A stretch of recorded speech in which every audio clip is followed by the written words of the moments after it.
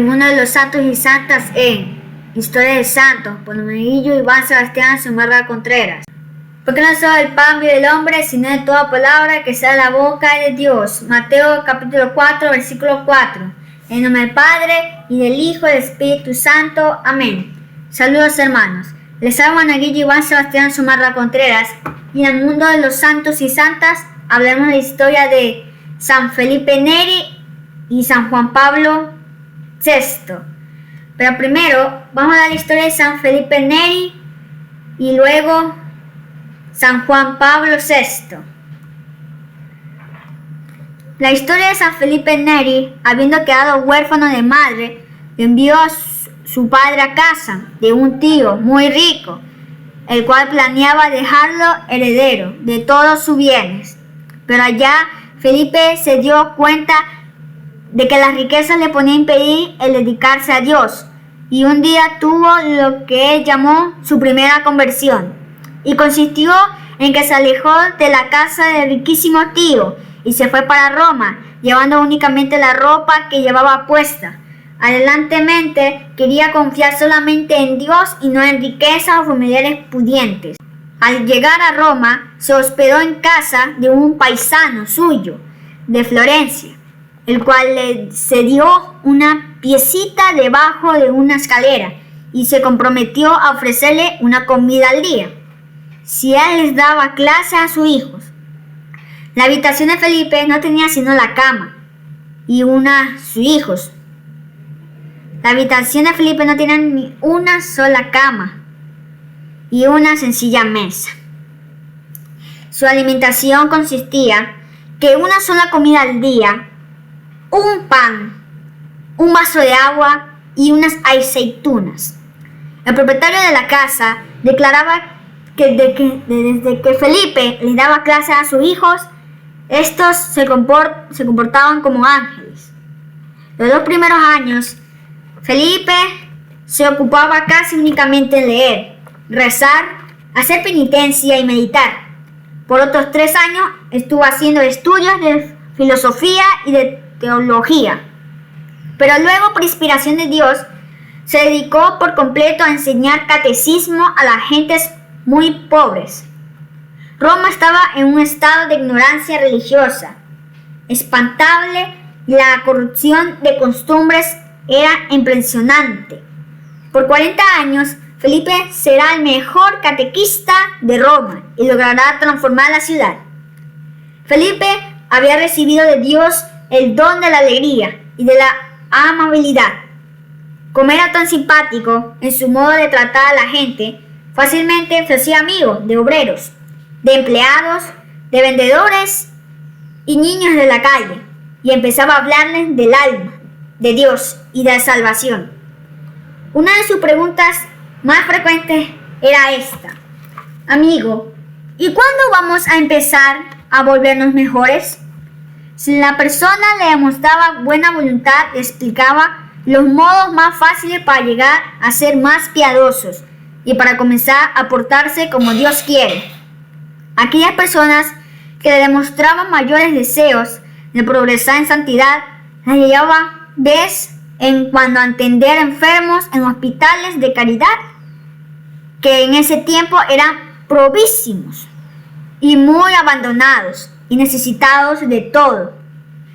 Otra de sus prácticas era llevar a las personas que deseaban empezar a una vida nueva a visitar en devota procesión los 7 templos principales de Roma, y en cada uno dedicarse un buen rato, orar y meditar. Y así, con la caridad para los pobres y con la oración, lograba transformar a muchísima gente. De la mañana hasta el anochecer estaban enseñando catecismo a los niños, visitando y atendiendo enfermos en los hospitales, y llevando grupos de gente a las iglesias a rezar y meditar.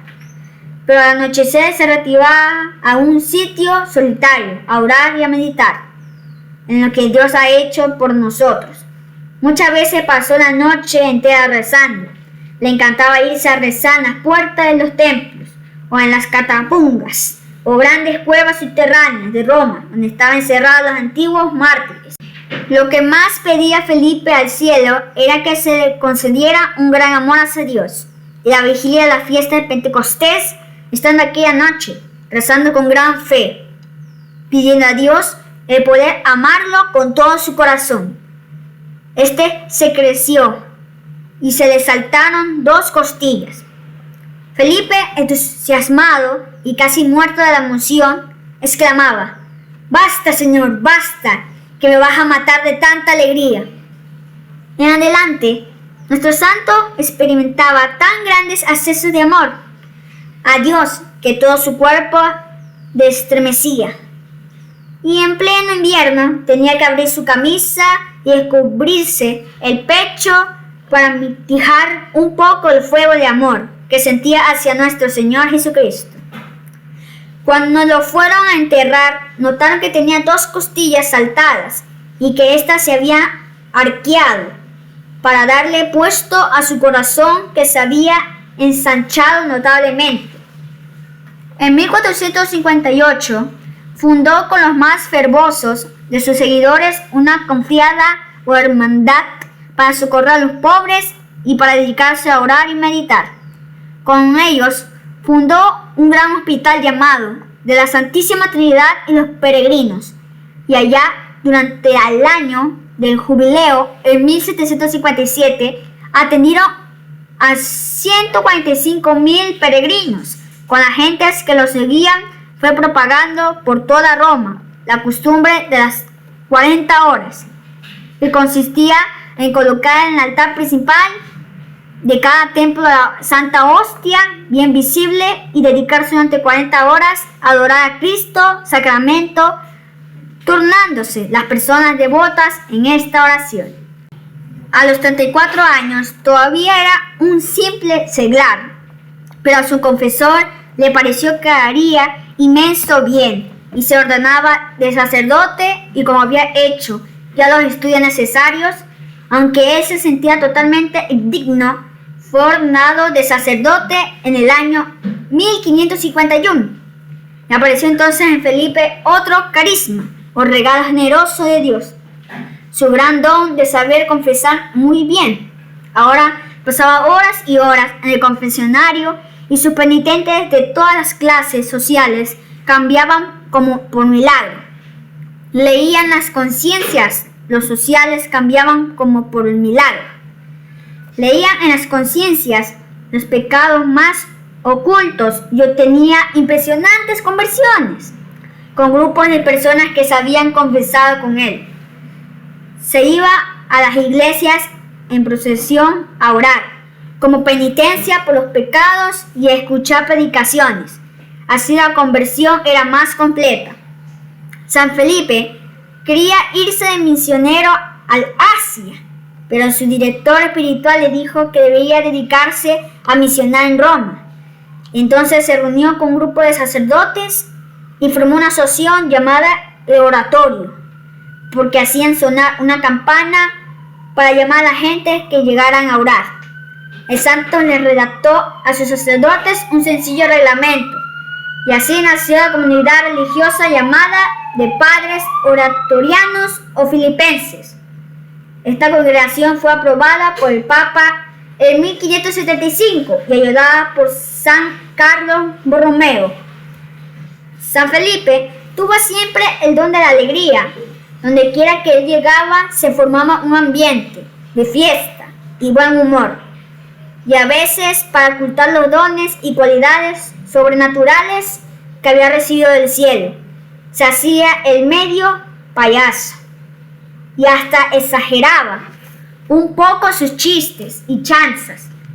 La gente se reían de buena gana, y aunque a algunos muy seriotes les parecía que él debería ser un poco más serio, el santo lograba así que no lo tuvieran en fama de ser gran santo, aunque sí lo era de verdad. En su casa de Roma reunía centenares de niños desamparados para educarlos y volverlos buenos cristianos. Estos muchachos hacían un ruido ensordecedor y algunos educadores lo regañaban fuertemente, pero San Felipe les decía: Haced todo el ruido que queráis. A mí lo único que me interesa es que no ofendáis a nuestro Señor. Lo importante es que no pequéis. Lo demás no me disgusta. Esta frase la repetía después un gran imitador suyo, San Juan Bosco. Una vez tuvo un ataque fortísimo de vesícula. El médico vino a hacerle un tratamiento, pero de pronto el santo exclamó: por favor, hágase a un lado, que ha venido Nuestra Señora la Virgen María a curarme. Y quedó sanado inmediatamente. A varios enfermos los curó al imponerles las manos. A muchos les anunció lo que les iba a suceder en el futuro. En la oración les venían los estasis y se quedaba sin darse cuenta de lo que sucedía a su alrededor.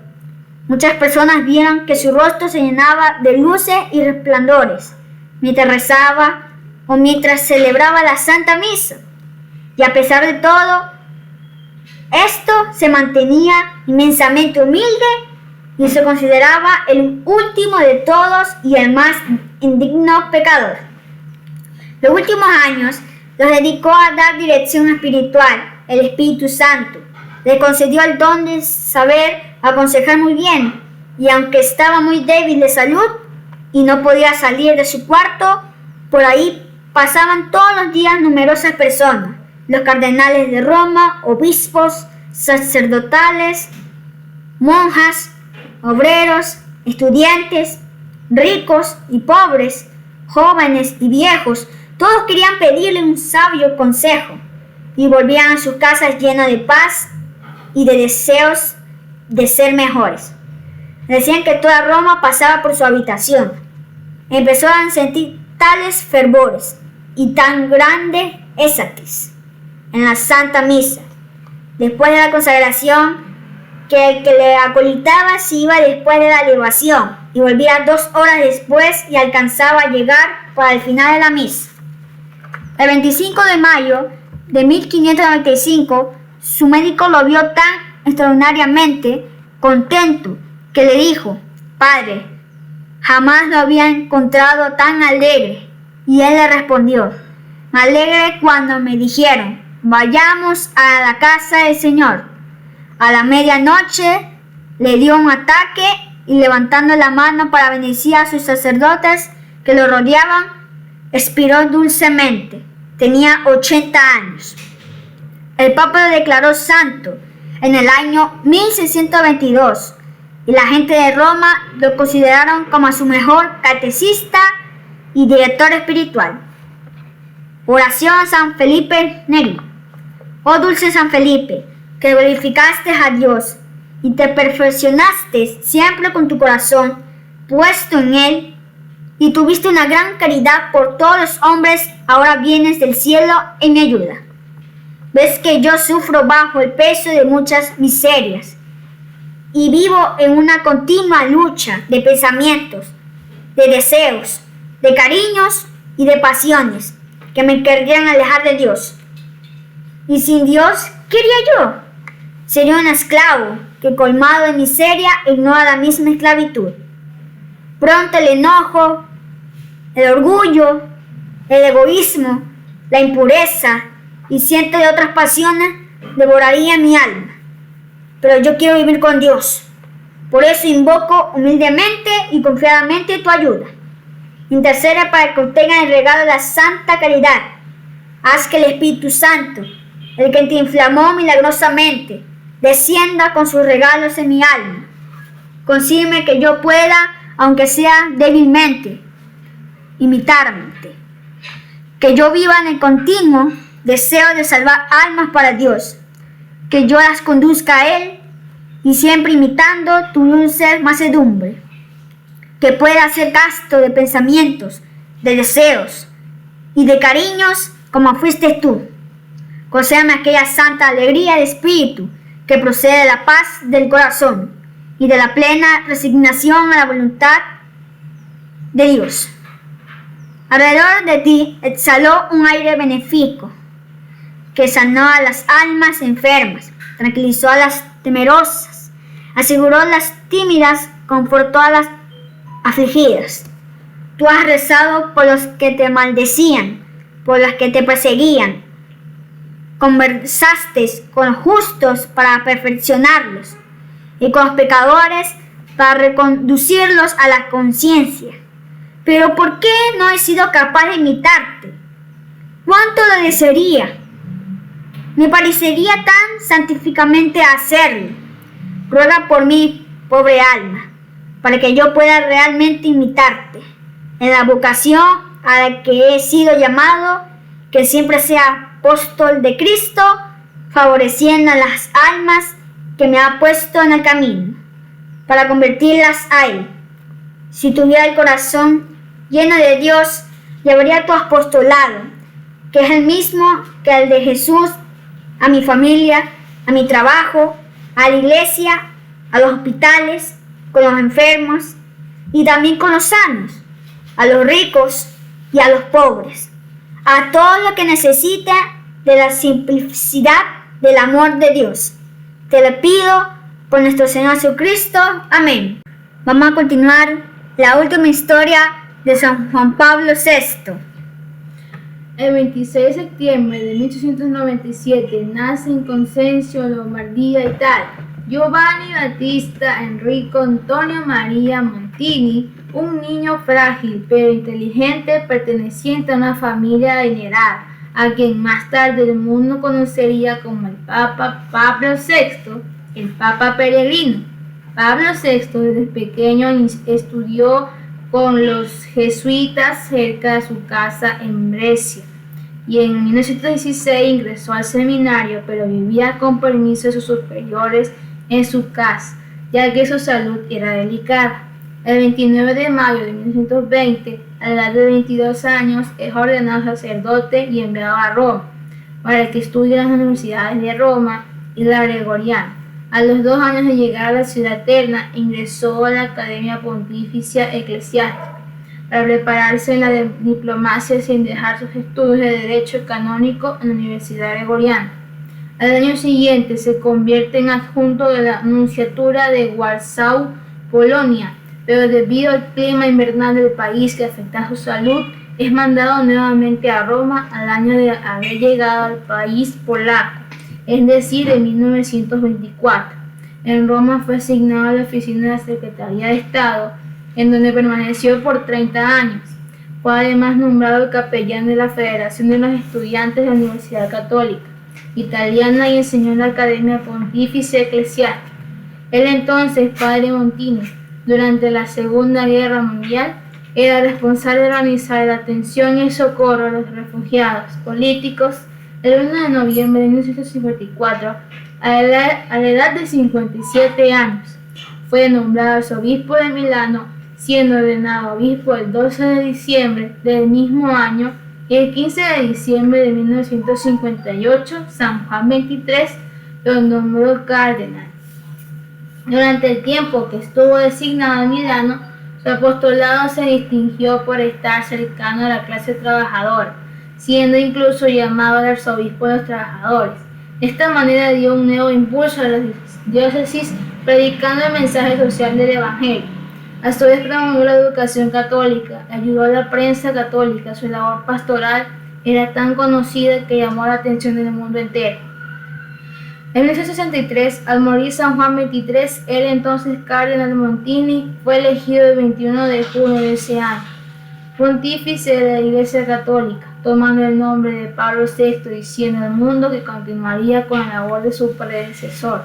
Los años pontificados no fueron sencillos, ya que existía conflicto entre la primacia del Papa y el Colegio Episcopal. De la misma manera, a pesar de los diferentes acontecimientos con temas controversiales, siempre defendió el depósito de la fe.